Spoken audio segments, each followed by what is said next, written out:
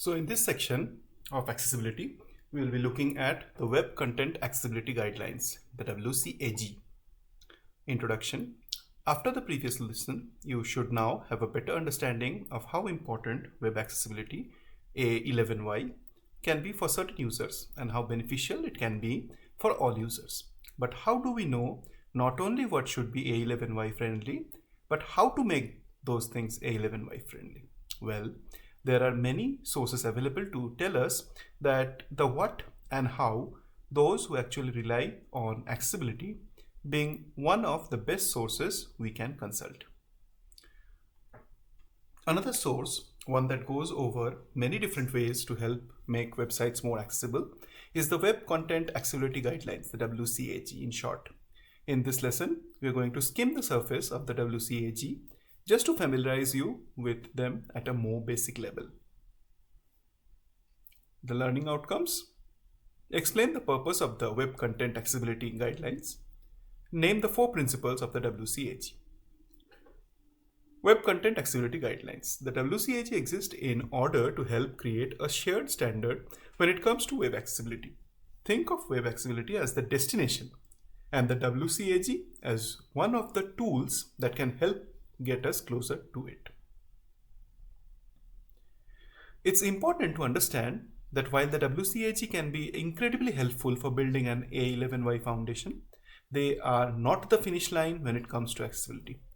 Like the name says, they are simply guidelines and they will only help us make websites more accessible. The 4 principles. The WCAG are organized around 4 core principles, POUR, that should be kept in mind when implementing any sort of accessibility feature. So the 4 principles represented by POUR.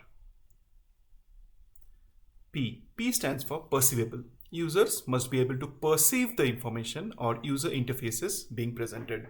For example, light text on a light background could be difficult for some users with a visual impairment to perceive. Operable.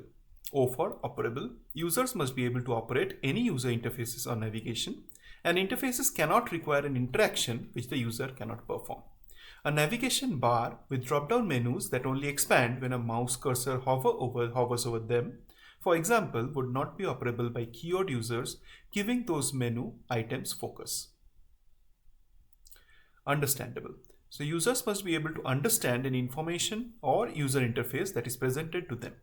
For example, if a user tried submitting a form and received an error such as error 113, bad data, they wouldn't be able to understand what the error actually means or how to fix whatever caused the error. So error code might not be enough information for them.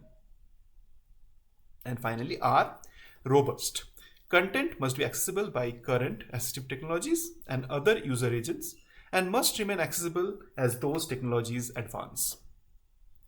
Conformance levels. Conformance levels get mentioned at a couple of other points in these lessons, and we are only mentioning them here to briefly explain what they are ahead of time. To put it simply, the WCAG has 3 different conformance levels, each of which is made up of various success criteria or rules that must be followed in order to successfully meet that level of conformance. We don't need to worry about meeting any of these conformance levels completely for the purposes of these lessons. You only need to know that they exist. Luckily, their naming is pretty easy to remember. Level A, or essential support, is the minimum level of conformance for the WCAG. Level AA, or ideal support, is the level many organizations strive for. Meeting this level also requires meeting level A. So this level is a level above level A. And finally, level AAA, as specialized support isn't recommended for entire sites to meet in full, as some content may make it impossible to meet this conformance level. Meeting this level would require also meeting both level A and level AA.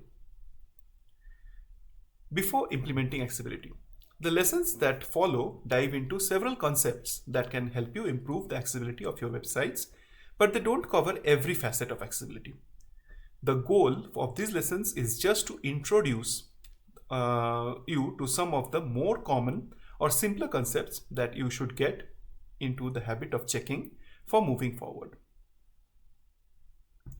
Even though we are only introducing you to some of these A11Y concepts, you can still worry that your site isn't accessible enough. The first thing to keep in mind is that no site will ever be 100% accessible. So don't try to aim for such an impossible goal. Sometimes the purpose or concept of a site even requires some things to not be accessible in certain ways. So that is intentional as well. The second thing to keep in mind is that just taking those first few steps towards creating accessible websites matters just as much as the many more steps you will take in the future. Even if you only add one A11Y feature to your websites for now, what you may think is a minor addition could actually be a huge improvement for more users than you realize. So don't feel like you have to make everything perfect or that you need to add everything at once when implementing accessibility, especially when you are just starting out. So remember, when we started out with HTML, at that point also, you were just trying to implement one concept and keep the buck moving. So you don't have to make it perfect right now, today, right now, this year, but you have to keep making improvements and moving towards the goal. Assignments. The assignments will include read through the WCAG overview. So it is on the W3.org website. Don't worry about all of the other links for now. The goal of reading this page is to understand more of the included overview and to get familiar with the site itself for when you do need to visit other pages on it. Skim through WebAIM's WCAG 2 checklist. So this is on webaim.org, which is maintained by WebAIM. Keeping in mind to read the important disclaimer. For now, the goal is just to get an idea of common accessibility issues, some of which you will be ready to fix by the time you finish this set of lessons, rather than read through every issue listed on the page. Keep this resource bookmarked though, as using it as your checklist when you start actively implementing accessibility will be really handy. Knowledge check.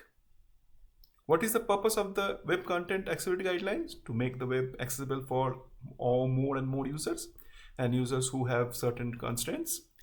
What are the 4 principles of WCAG? So that is POUR. Remember the acronym POUR. Additional resources. So there are no additional resources to this lecture.